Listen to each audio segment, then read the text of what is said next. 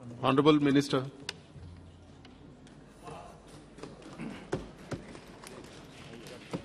Speaker sir, pharmacy amendment bill में दो सम्मानीय सदस्यों ने अपनी बात रखी। विषय ये है कि हमारे जम्मू कश्मीर के युवाओं को अपॉर्चुनिटी मिले। जम्मू कश्मीर से जब से धारा 370 हटी है तब से वहां विकास की गति बढ़ी है। पहले युवा अपने हाथ में पत्थर लेते थे, अभी युवाओं के हाथ में रोजगारी है, युवाओं के हाथ में टैबलेट है, युवाओं के हाथ में कंप्यूटर है। वहां युवाओं को आज टूरिज्म की दृष्टि से जॉब अपॉर्चुनिटी मिल रही है। पिछले सालों का रिकॉर्ड टूट रहा है, नहीं केवल अमरनाथ यात्रा के लिए लेकिन टूरिज्म पर्पज से फिर से एक बार हिंदुस्तान का और विश्व का स्वर्ग माना जाता जम्मू एंड कश्मीर आज खिलने लगा है। वहां पर रोजगार की अनेक अपॉर्चुनिटी ओपन हो रही है। एक राजनीतिक परिप्रेक्ष्य में कितने सालों तक जम्मू और कश्मीर को बंद रखा गया। जम्मू और कश्मीर को अपनी निजी राजनीति चलाने के लिए कई राजकीय फैमिली ने उसमें राज करने हेतु उसको देश के जो विकास की गति है उसके साथ उसको जोड़ने नहीं दिया। उसका नतीजा ये निकला है, जब जम्मू कश्मीर में धारा 370 हटी तब से आपने देखा होगा वहां के किसान एप्पल पैदा करते हैं तो भारत सरकार एप्पल खरीद लेती है और उसको सही दाम मिलता है। वहां के युवा पढ़ते हैं, पढ़ने के बाद सारे देश में जाते हैं। इतना ही नहीं, आज जम्मू कश्मीर का इंडस्ट्रियल ग्रोथ भी होने लगा है। आज एफडीआई, पहले एफडीआई जम्मू कश्मीर में आए ऐसी बात नहीं होती थी। आज फॉरेन कंपनी जम्मू कश्मीर में इन्वेस्ट करने के लिए आ रही है। जम्मू कश्मीर में इंडस्ट्रीज डेवलप हो रही है। जम्मू कश्मीर में वहां के यूथ को अपॉर्चुनिटी मिल रही है। वहां हेल्थ इंफ्रास्ट्रक्चर होने लगा है। जम्मू कश्मीर में हाईवे बनने लगा है, रेल नेटवर्क आगे बढ़ रहा है। पहले एक ऐसी स्थिति थी वहां टेररिज्म होने से इंफ्रास्ट्रक्चर डेवलपमेंट गति से नहीं चलता था, बाधाएं हुआ करती थी, लोगों में डर था। नहीं केवल बाहर के लोग वहां जाके काम करें उसको ही डर लगता था, लेकिन जम्मू कश्मीर के लोगों को भी बाहर निकल के काम करने के लिए भी डर लगता था। लेकिन मोदी जी ने जब से धारा 370 हटाई है तब से वहां आमूलचूल परिवर्तन हम देख रहे हैं। मैं तो एक एज ए हेल्थ मिनिस्टर वहां देख रहा हूं, जिस तरह से वहां स्थिति थी, वहां के लोगों को स्वास्थ्य के लिए दूर सुदूर जाना पड़ता था। जम्मू कश्मीर में खास करके प्राइवेट हॉस्पिटल की जगह से गवर्नमेंट हॉस्पिटल में जाने की वहां की जनता की आदत थी, लेकिन हॉस्पिटल नजदीक नहीं थी, हॉस्पिटल दूर थी, कई दूर उसको जाना पड़ता था, उसमें भी कठिनाई थी। उसको टर्शरी केयर के लिए जाना हो, वहां कर्फ्यू लगी हुई हो, लोग जा नहीं सकते थे और लोगों को स्वास्थ्य सुविधा नहीं मिल रही थी। लेकिन जब से धारा 370 हटी है और भारत के सारे कानून वहां लागू हो गए हैं, सारे भारत सरकार के डिपार्टमेंट जम्मू कश्मीर यूटी में कार्यरत हो गए हैं। आज मैं केवल जम्मू कश्मीर के बारे में कहूं तो थोड़े दिन पहले मुझे एक समाचार दिया गया, पुलवामा में आयुष्मान भारत योजना के तहत पहला ऑपरेशन किया गया। वहां कोई हार्ट का ऑपरेशन नहीं होता था। आयुष्मान भारत योजना के पहले वहां सुविधा ही नहीं थी। आज आयुष्मान भारत योजना का इम्प्लीमेंटेशन दूर सुदूर डिस्ट्रिक्ट में होने लगा। वहां Ayushman Bharat card saturation mode में आगे बढ़ रहा है। हर लोगों को आयुष्मान भारत का कार्ड मिल रहा है और वहां के यूटी के द्वारा, वहां यूटी के लेफ्टिनेंट गवर्नर के द्वारा बहुत अच्छी तरह से उसका इम्प्लीमेंटेशन किया जा रहा है। आज वहां के health and wellness centre open हो रहा है। हेल्थ एंड वेलनेस सेंटर पर टेली कंसल्टेशन की सुविधा उपलब्ध हो गई है। दूर सुदूर पहाड़ी क्षेत्र में बसने वाले मेरे जम्मू कश्मीर के भाइयों को उसको आज डिस्ट्रिक्ट प्लेस पर और कश्मीर जम्मू में या तो श्रीनगर में जाने के लिए भी बाद में आवश्यकता होती है, जब उसका डायग्नोसिस वहां ही हो जाए। जम्मू कश्मीर में टेली कंसल्टेशन के द्वारा हेल्थ एंड वेलनेस सेंटर पर हेल्थ एंड वेलनेस सेंटर को स्पोक के रूप में तैयार किया गया और डिस्ट्रिक्ट हॉस्पिटल और हमारी 2 एम्स, एक जम्मू में एम्स बन रही है, एक कश्मीर में श्रीनगर में एम्स बन रही है। 2 एम्स डिस्ट्रिक्ट हॉस्पिटल उसको हब और स्पोक के रूप में तैयार किया गया है। हब और स्पोक के द्वारा टेली कंसल्टेशन का क्या नतीजा निकला? माननीय स्पीकर साहब, आज मेरे हेल्थ एंड वेलनेस सेंटर में एक गांव से गरीब व्यक्ति आता है और कहता है कि मुझे इस टाइप का दर्द है, तो हेल्थ एंड वेलनेस सेंटर ऊपर डॉक्टर होता है या तो कम्युनिटी हेल्थ ऑफिसर होता है। जब वो अपनी बात रखते हैं, लेकिन ये हमारा कम्युनिटी हेल्थ ऑफिसर को ऐसा लगे कि उसको तो टर्शरी केयर की आवश्यकता है और डिस्ट्रिक्ट प्लेस पर जाने, डायग्नोसिस के लिए जाने की आवश्यकता है, या तो उसको जम्मू भेजना पड़ेगा या तो उसको श्रीनगर भेजना पड़ेगा। लेकिन उसका गांव, एक किसानी करने वाला मजदूर, खेत में काम करने वाला किसान, ये वहां से 200 किलोमीटर तो 300 किलोमीटर पहाड़ी में अपने गांव में रहते हैं, वहां से 5-10 किलोमीटर में हेल्थ एंड वेलनेस सेंटर पर तो पहुंच गए। लेकिन जब उसके यहाँ कम्युनिटी हेल्थ ऑफिसर कहते हैं कि आपको श्रीनगर जाना पड़ेगा, उसके जेब में पैसा नहीं होता है, उसके पास पैसा नहीं होता है, उसके पास सुविधा नहीं होती है, और दूर जाने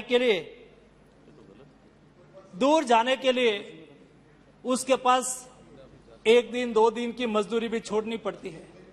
एक मजदूरी करने वाला मजदूर सीएचसी तो पहुंच गया, वहां के डॉक्टर साहब ने उसको अवंतीपुर जाने के लिए बोल दिया, उसके पास व्यवस्था नहीं होने के कारण वो टर्शरी केयर से वंचित रह जाते थे। लेकिन health and wellness centre spoke के रूप में टेलीकंसल्टेशन से डिस्ट्रिक्ट हॉस्पिटल से जुड़ा हुआ है। और मैं आप एक एग्जांपल देना चाहता हूं, हमारी एम्स, दिल्ली एम्स से एक कैंसर का नया यूनिट झज्जर में बना है। एक बार मैं झज्जर जा रहा था तो रास्ते में मैंने एक हेल्थ एंड वेलनेस सेंटर देखा, तो मैंने राव साहब उसको पूछा नहीं था, मैंने गाड़ी रोकी और मैं हेल्थ एंड वेलनेस सेंटर में चला गया। उसको पता नहीं था कि मिनिस्टर आके मेरे पास बैठ गया है।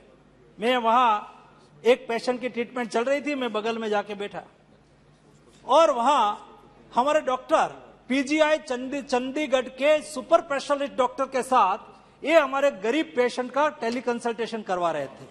बात करते थे डॉक्टर टू डॉक्टर, और डॉक्टर टू डॉक्टर बात करके उन्होंने कहा कि पेशेंट से मुझे बात कराइए, तो उन्होंने थोड़ा कंप्यूटर ऐसा डाइवर्ट किया तो पेशेंट उसको दिखने लगा। तो सुपर स्पेशलिस्ट डॉक्टर ने ये पेशेंट से 2-3 क्वेश्चंस पूछे। 2-3 क्वेश्चंस पूछने के बाद उन्होंने ये हेल्थ एंड वेलनेस सेंटर के डॉक्टर को कहा कि आप उसको ये टाइप की मेडिसिन लिख दो, 1 सप्ताह के बाद बता देना। तो मैंने पूछा कि भाई आप कहां से आ रहे हो, तो उन्होंने कहा कि यहाँ ड्रेनेज का काम चल रहा है, मैं दूसरे स्टेट से हूँ, यहाँ लेबर के रूप में काम कर रहा हूँ, मुझे बुखार आई तो मैं यहाँ आ गया।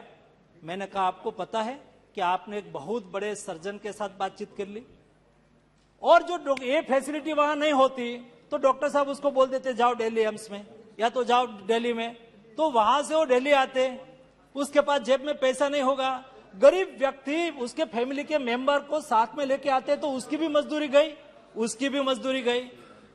ई संजीवनी प्लेटफॉर्म के द्वारा टेली कंसल्टेशन से डेली 3 से 4 लाख लोगों को एडवाइस दी जाती है, सलाह दी जाती है, उसका उपचार सुनिश्चित किया जाता है। ये सुविधा आज मेरे जम्मू कश्मीर में दूर सुदूर बैठे हुए किसान परिवार को भी हो रही है, मजदूरों को भी हो रही है, मेरे युवाओं को भी अपॉर्चुनिटी ओपन हो रही है। वहां से युवा आज यूपीएससी की एग्जाम पास करके हमारे देश के कई राज्यों में अपनी सेवा दे रहे हैं। वहां के युवा आगे पढ़ने के लिए आगे जा रहे हैं। दोस्तों, जम्मू और कश्मीर बदल रहा है। जम्मू और कश्मीर में नया जम्मू और कश्मीर का ऑर्डर आज हम देख रहे हैं। बदलती परिस्थिति में जम्मू और कश्मीर और आगे बढ़े, ये बिल अमेंडमेंट लाने का उद्देश्य यही था कि मेरे जम्मू और कश्मीर के कोई युवाओं को ऐसा नहीं लगना चाहिए कि हमारी अपॉर्चुनिटी पर कोई असर हो रही है। हमने कहा कोई दिक्कत नहीं, आप छूट गए हैं, 1 साल हम देते हैं आपको, 1 साल में आप रजिस्ट्रेशन करवा लीजिए और आप रजिस्टर्ड फार्मासिस्ट बन जाइए। जो बच्चे पढ़ रहे हैं, बच्चे को भी अपॉर्चुनिटी मिलनी चाहिए, उसको भी नहीं लगना चाहिए कि मैं अपॉर्चुनिटी से वंचित रह गया। आइए, आपको भी अब फायदा मिलेगा। मेरे सम्मानीय सदस्य मिथुन रेड्डी जी अपनी बात बताते हुए उन्होंने चिंता यहाँ जाहिर की कि हमारे संजीव कुमार जी देश में संजीव कुमार जी मिथुन रेड्डी जी नहीं, मिथुन रेड्डी चेयर पे। हाँ sorry, Sanjeev ji, sorry sir, हमारे संजीव जी बोल रहे थे। उन्होंने अच्छी चिंता जताई कि भाई देश में हम एपीआई मीन्स रॉ मटेरियल, आज हम फार्मेसी ऑफ द वर्ल्ड है। Pharmacy of the world means हम मेडिसिन बनाने वाले दुनिया का सबसे बड़ा कंट्री है। आज दुनिया जो 5 टैबलेट खाती है, सारी दुनिया 5 टैबलेट खाती है, उसमें से एक इंडिया में बनी हुई जेनेरिक मेडिसिन होती है। ये हमारी क्षमता है। लेकिन ये मेडिसिन बनाने के लिए, फॉर्मुलेशन बनाने के लिए जो हमें रॉ मटेरियल चाहिए, ये रॉ मटेरियल हमें दुनिया से लाना पड़ता है। ये रॉ मटेरियल पर हम आत्मनिर्भर कैसे बने?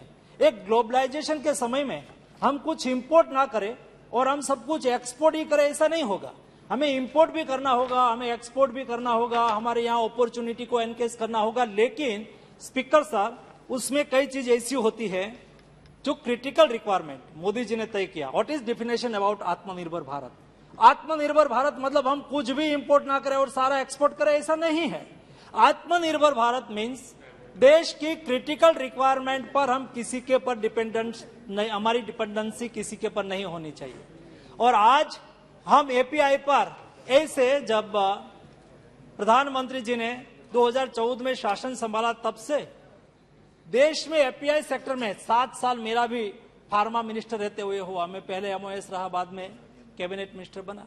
मैंने देखा है एक ऐसा समय था देश की क्रिटिकल रिक्वायरमेंट यानी कि 52 एपीआई ऐसा था, एक कंट्री बंद कर दे कि इंडिया को नहीं देना है तो इंडिया की जीवन जरूरी सारी मेडिसिन के लिए हमारी जरूरियात भी पूरा करने में दिक्कत हो जाएगी। एक्सपोर्ट की तो बात की बात है, क्योंकि एक ही कंट्री बल्क में बनाए, सारी दुनिया को सप्लाई करता हो, सबसे बड़ा खरीददार हम हो और हमारे देश में ये एपीआई ना बनता हो और दुनिया से लवर हो देना बंद कर दे तो हमारी हेल्थ सेक्टर पर भी नेगेटिव इफेक्ट होगा, हमारा फार्मा इंडस्ट्रीज पर भी नेगेटिव इफेक्ट होगा। दोस्तों, मुझे बताते हुए खुशी हो रही है कि प्रधानमंत्री जी ने तय किया कि कोई भी क्रिटिकल रिक्वायरमेंट पर हमें किसी के पर डिपेंडेंट नहीं रहना है। क्या करना होगा? हमने ऐसे 52 एपीआई आइडेंटिफाई किया। देश में उसको बनाने के लिए क्या करना चाहिए? क्यों देश में नहीं बनता है? ये देश में स्पीकर सर ब्रेन पावर और मैन पावर की कभी कमी नहीं थी, कभी कमी नहीं है। ये सामर्थ्यवान देश है। ये देश को अपॉर्चुनिटी देनी चाहिए। ये देश के युवाओं को जब अपॉर्चुनिटी मिलती है, हमारे देश के एंटरप्रेन्योर्स को, हमारे देश के इंडस्ट्रियलिस्ट को आप अपॉर्चुनिटी दे दो, वो सारा कुछ यहाँ पैदा कर देंगे। उसका बेस्ट एग्जाम्पल ये पीएलआई स्कीम है। हम पहले एपीआई इंपोर्ट करते थे, पहले मोबाइल दुनिया से यहाँ आते थे, एलईडी दुनिया से इंडिया में इंपोर्ट होती थी, कई ऐसे इक्विपमेंट थे, कई ऐसे एपीआई थे, हमें दुनिया पर डिपेंडेंट थे। मोदी जी ने तय किया 14 सेक्टर में, 14 प्रकार के सेक्टर में मोदी जी ने पीएलआई स्कीम लाया, production link incentive. What is production link incentive? Production link incentive में हमने आइडेंटिफाई किया कि कौन से एपीआई ऐसे है जो हमें बाहर से लाना पड़ता है, उसके बीच में हम यहां मैन्युफैक्चरिंग करें तो हमारे इंडस्ट्रियलिस्ट ने कहा उसके लिए कंसल्टेशन बहुत आवश्यक होता है। स्पीकर साहब, हमारी सरकार पॉलिसी केवल ऑफिस में बैठ के नहीं बनाती है, हमारी सरकार कंसल्टेशन करती है। स्टेक होल्डर कंसल्टेशन हमारी प्रायोरिटी होती है। हमने स्टेक होल्डर कंसल्टेशन किया, इंडस्ट्रीज को बुलाई, हमने कहा कि ये 52 एपीआई आप बना पाएंगे? उन्होंने कहा हम बना पाएंगे, लेकिन उसमें कई एपीआई ऐसा है जिसमें हम इंडिया में 20% सस्ता मिलता है। हमने कहा कि 20% हम इंसेंटिव के रूप में आपको दे दे तो हमारा इंडस्ट्रियलिस्ट ने कहा हम बनाएंगे। कई ने कहा कि 10% दुनिया में हमसे सस्ता मिलता है, जिस कंट्री से हम ला रहे हैं हमसे 10% सस्ता मिल रहा है, तो यहां से कोई खरीददार नहीं है, वहां से इंपोर्ट कर लेते हैं। हमने उसमें 10% इंसेंटिव दिया। हमने कहा कि ये देश में ही बने, क्या करना चाहिए? उन्होंने कहा कि उसके लिए एक इकोसिस्टम बनानी होगी। इकोसिस्टम बनाने के लिए बल्क ड्रग पार्क बनाना होगा। बल्क ड्रग पार्क बनाने के लिए 1000 करोड़ रुपया, एक बल्क पार्क, ऐसा 3 बल्क ड्रग पार्क देश में बनाने के लिए हमने चालू कर दिया। पीएलआई 1 15,000 करोड़ रुपया, पीएलआई 2 15,000 करोड़ रुपया।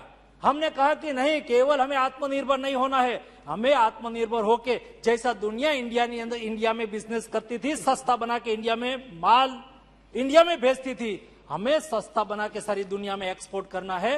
हमें देश में एपीआई बनाने के लिए पीएलआई 1 लाया, उसमें 52 एपीआई के लिए हमने सपोर्ट किया, पीएलआई स्कीम लाया।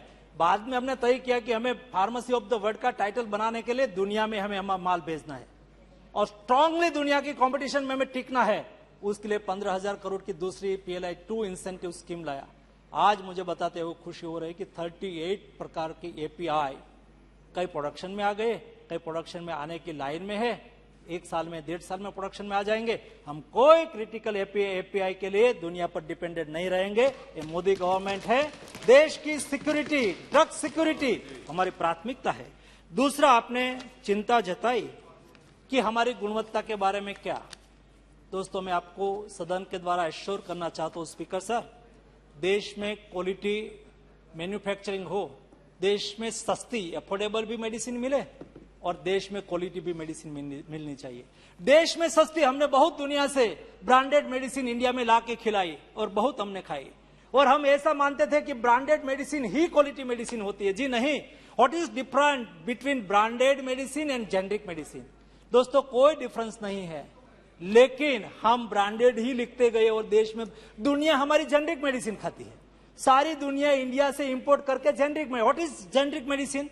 Paracetamol 500 mg, paracetamol 500 mg, paracetamol is a drugs name, salt name, और 500 mg उसकी क्षमता, तो 500 mg की पैरासीटामोल टेबलेट, और कोई कंपनी ने उसका नाम रख दिया कालपोल 500 mg, तो ब्रांडेड हो गई, और पैरासीटामोल सीधा लिख दिया तो जेनरिक हो गई। जेनरिक और ब्रांडेड में कोई डिफरेंस नहीं, लेकिन जब कालपोल लिखा जाता है तब उसकी MRP हो जाती है 20 रुपीज, और आप जब सॉल्ट नेम से लेने जाएंगे, जेनरिक लेने जाएंगे तो 3 रुपया 4 रुपया। तो क्या हम महंगी दवाई खिलाए? उसके प्रति, जेनरिक मेडिसिन के प्रति ट्रस्ट बढ़े, उसके लिए मोदी गवर्नमेंट ने काम किया, और आज 9,500 से अधिक जन औषधि केंद्र चल रहे हैं। और आज जन औषधि केंद्र को सारे देश में लोग कहते हैं मोदी की दुकान, लोग कहते हैं मोदी की दवाई की दुकान। एक बार जन औषधि केंद्र के पर जाके खड़ा रह के देखेंगे। मैं थोड़े दिन पहले कलकत्ता गया था, और कलकत्ता में एक गली में, एक खुची गली में जन औषधि केंद्र था, तो मैंने कहा चलो भाई मुझे वहां लेके चलो। मैं वहां गया, मैंने उसको बताया नहीं था कि एज ए मिनिस्टर के रूप में मैं आपका जन औषधि केंद्र पर अपॉइंटमेंट के लिए देखने के लिए आ रहा हूं। मैं वैसे ही चला गया।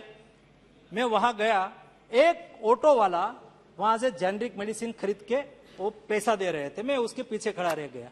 मैंने कहा नमस्ते जी, आप यहाँ क्यों आए? तो उन्होंने कहा कि ये मोदी जी ने सस्ती दवाई की दुकान खोली है, तो सस्ती दवाई लेने के लिए आए हो। मैंने कहा आपने किसने बताया? तो उन्होंने अपनी कथा बताते हुए कहा कि मैं रिक्शा चलाता हूं, मेरी परिवार में 3 लोगों को डेली मेडिसिन लेनी पड़ रही है, मेरी सारी कमाई, मैं प्रति महीने 1000, 15, 10,000, 10-12 रुपया कमा रहा हूं, उसमें से मेरी साथ 2-3 लोग मेरे परिवार में डायबिटिक पेशेंट है, BP के पेशेंट है, 2-3 टाइप की मेडिसिन लेनी पड़ती है, तो उसमें से 3-3.5 हजार रुपया चला जाता है। किसी ने मुझे बताया कि मोदी जी ने सस्ती दवाई की दुकान खोली है, तो मैं यहाँ आने लगा, और मेरा यहाँ 3-3.5 हजार जगह की वजह से मेरे यहाँ खर्च होता है 300-400 रुपीज। उसको 3,000 रुपीज का खर्च होता था, यहाँ 300-400 रुपीज में उसको सस्ती मेडिसिन मिल जाती है। लेकिन उन्होंने मुझे दूसरी बात कही, उन्होंने मुझे कहा कि कोई मेरी ऑटो में बैठते हैं और हॉस्पिटल गए हैं या तो हॉस्पिटल जाते हैं, तो मैं उसको कहता हूं कि मोदी जी की दवाई की दुकान पर जाइए, वहां सस्ती मेडिसिन मिलती है। दोस्तों, लोगों को सस्ती दवाई मिले, क्वालिटी दवाई मिले। देश में 10,000 फार्मा इंडस्ट्रीज है, उसमें से 8,000 जितनी फार्मा इंडस्ट्रीज MSME है। देश में क्वालिटी के साथ कोई बार्गेनिंग ना हो, उसके लिए व्यापक तौर पर हमने शेड्यूल M का इंप्लीमेंटेशन के लिए फोर्स किया है, अमल करने के लिए हमने गतिविधि चालू कर दी है, यानी कि बेस्ट क्वालिटी कैसे एश्योर की जाए, दूसरा एक स्क्वाड बनाई है। और ऐसी गलत, फूरियस या तो फेक मेडिसिन बनाने वाले आप हर दिन न्यूज़पेपर में पढ़ते होंगे। यहां एक फैक्ट्री पर स्क्वाड गई और उसको पकड़ लिया। जो लोग फेक मेडिसिन बना के, फ्यूरियस मेडिसिन बना के मेरे देश के लोगों की हेल्थ के साथ खिलवाड़ करेंगे, उसको मोदी गवर्नमेंट नहीं बख्शेगी, उसके सामने एक्शन लिया जाएगा। और आप हर दिन ऐसा कोई ना कोई एक्शन देखते होंगे। जो अच्छा करेंगे उसको हम हमेशा सपोर्ट करते हैं, जो अच्छा नहीं करेंगे और देश की हेल्थ को नुकसान करने की कोशिश करेंगे उसके सामने एक्शन होता है। देश में अफोर्डेबल हेल्थ केयर कैसे उपलब्ध हो, केवल मैंने एक बात बताया आपको, जन औषधि केंद्र। आप बड़ी अस्पताल में जाइए, वहां फार्मेसी सेंटर चला हुआ है, वहां अमृत सेंटर चला हुआ है, तो अमृत पर भी सस्ती और क्वालिटी मेडिसिन मिलती है। लोगों में ऐसा था ना कि सरकार की मेडिसिन या तो सरकार से मिलने वाली मेडिसिन की क्वालिटी अच्छी नहीं होती है। दोस्तों, इतिहास को समझना और परिस्थिति को बदलना ये मोदी गवर्नमेंट की कार्यनीति रीति रही है। आज देश मानता है कि सरकारी फार्मेसी से मिलने वाली मेडिसिन अच्छी होती है। दूसरा, लोगों को अफोर्डेबल हेल्थ केयर मिले। आज आयुष्मान भारत योजना का लाभार्थियों की संख्या 5 करोड़ से अधिक हो गई है। दोस्तों, मैं माननीय सभी सांसद महोदय को ये बताना चाहता हूं कि आपके लोकसभा क्षेत्र में कई सरकारी हॉस्पिटल में, कई प्राइवेट हॉस्पिटल में आयुष्मान भारत योजना का इंप्लीमेंटेशन हो रहा है। कई स्टेट में थोड़ी गति धीमी थी, कई परिस्थिति के अनुसार। मैं थोड़े दिन पहले महाराष्ट्र में भी एक विजिट करके आया हूं, मैं और को 1-2 यूपी में भी जाके आया हूं। जहां आयुष्मान भारत कार्ड बनाने की गति कम थी, वहां भी अभी तेजी से आयुष्मान भारत कार्ड बन रहा है। अपने अपने लोकसभा सीट में आयुष्मान भारत योजना का इंप्लीमेंटेशन के लिए एनपेनलमेंट हॉस्पिटल है, वहां कियोस्क लगा हुआ है। वहां आपको कोई भी पेशेंट हो, आपके पास कोई पेशेंट आए तो पहले उसको भेज देना, उसके पास कार्ड हो ना हो ये बाद में पूछना। आप पहले आयुष्मान भारत योजना से जुड़ी हुई अस्पताल में जाओ, वहां एक कियोस्क लगा हुआ है। एक कियोस्क में जाके कहेंगे कि भाई मैं XYZ व्यक्ति हूं, आप देखिए मैं आयुष्मान भारत योजना का लाभार्थी हूं। वो कंप्यूटर में जाके तुरंत ही देख लेंगे, वेबसाइट पे जाके देख लेंगे। आप आपके कार्यालय पर भी देख सकते हो। आयुष्मान भारत योजना के लाभार्थी है तो तुरंत ही उसको कार्ड बना के वहां दे देंगे। 5 लाख की गारंटी, 5 लाख तक का कोई इलाज कराना है, ट्रीटमेंट करानी है, ऑपरेशन कराना है तो वहां हो रहा है। माननीय स्पीकर साहब, मुझे बताते हुए खुशी हो रही है कि आज 5 करोड़ से अधिक लोगों ने आयुष्मान भारत योजना का लाभ लेके अपने यहां ऑपरेशन कराए। और मुझे इसलिए, मैं प्रधानमंत्री जी को अभिनंदन करना इसलिए चाहूंगा, स्पीकर सर, बीमारी कभी किसी को पूछ के नहीं आती। ये गरीब के यहाँ भी आती है, वो अमीर के यहाँ भी आती है। और कोई अमीर व्यक्ति होता है, उसके जेब में पैसा होता है, वो प्राइवेट अच्छी बड़ी अस्पताल में चले जाते हैं, जाना चाहिए, उसमें मेरा कोई एतराज नहीं है। लेकिन आज मुझे खुशी इस बात की है कि कोई गरीब परिवार के यहाँ बीमारी आ गई और 3 लाख, 4 लाख, 5 लाख रुपया का खर्च होगा, ऑपरेशन कराना है, तो जिस हॉस्पिटल में एक अमीर परिवार के सदस्य का इलाज होता हो, वो ही अस्पताल में एक गरीब परिवार के व्यक्ति का भी इलाज होता हुआ देख के संतोष होता है। जो मोदी जी ने करके दिखाया है वो आज विश्व के लिए एक मिसाल के रूप में है। माननीय अध्यक्ष महोदय, आपने ये अमेंडमेंट के लिए मुझे मेरी बात रखने का अवसर दिया। जिस तरह से मेरे जम्मू कश्मीर के युवाओं के अपॉर्चुनिटी देने के लिए मैं फार्मेसी एक्ट में 32C को अमेंड करने के लिए इस सभागृह के सामने ये बिल मैंने रखा था। सब लोगों ने अपना बहुत महत्वपूर्ण सुझाव भी दिया। मैंने मेरी ओर से जो बात रखनी थी वो भी रखी।